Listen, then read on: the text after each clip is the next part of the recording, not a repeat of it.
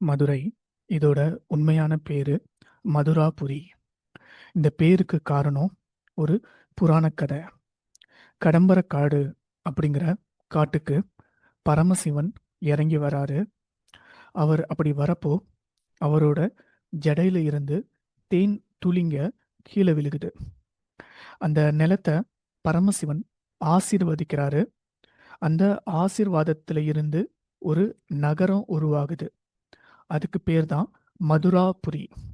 அதாவது இதுக்கு அர்த்தம் தேன் நகரம் அப்படிங்கிறது.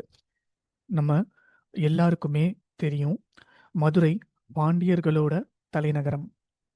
அவங்களோட அரசவையில நிறைய கவிஞர்கள், புலவர்கள், அறிஞர்கள் எல்லாம் இருந்தாங்க. அவங்க தான் நிறைய சங்ககால இலக்கியங்களை எழுதியிருக்காங்க. பாண்டியர்களுக்கு அப்புறம் சோழர்கள் ஆட்சிக்கு வந்தாங்க. ஆனா கொஞ்ச நாள்ல திரும்பவும் பாண்டியர்களே ஆட்சியை பிடிக்கிறாங்க. அதுக்கப்புறம் மதுரைய சுல்தான்கள் அப்படிங்கிற வட இந்திய முஸ்லிம் மன்னர்களும் நாயக்கர்களும் ஆட்சி பண்றாங்க. இந்த நாயக்கர்கள்ங்கிறவங்க விஜயநகர அரசுல படைத்தளபதிகளா இருந்தவங்க. இவங்க மதுரையை பிடிச்சு தனியா ஆட்சி பண்றாங்க. இந்த நாயக்கர்கள்ல ரொம்ப பிரபலமானவர் திருமலை நாயக்கர். இவர் பிரபலமா இருக்கிறதுக்கு காரணம், இவர் மதுரையில கட்டின அழகான அரண்மனைங்க தான். இவர் கட்டின திருமலை நாயக்கர் மஹால் இன்னைக்கு வரைக்கும் மதுரையில ரொம்ப பிரபலமான சுற்றுலா தலமா இருக்கு. ஆனா மதுரையோட இதயம் அப்படின்னா அது மதுரையோட மீனாட்சி அம்மன் கோவில் தான். புராண கதையில மீனாட்சி தேவி இங்க தான் பிறக்கிறாங்க.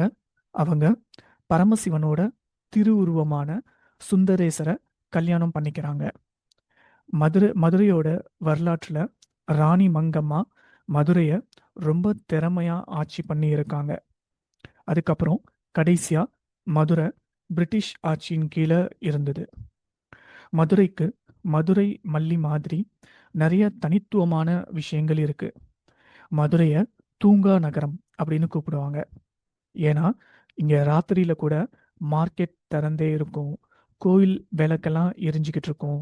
அதே மாதிரி நிறைய ரோட்ல சில தெருக்கள்ல டீ கடைங்க ராத்திரியில கூட திறந்தே இருக்கும்.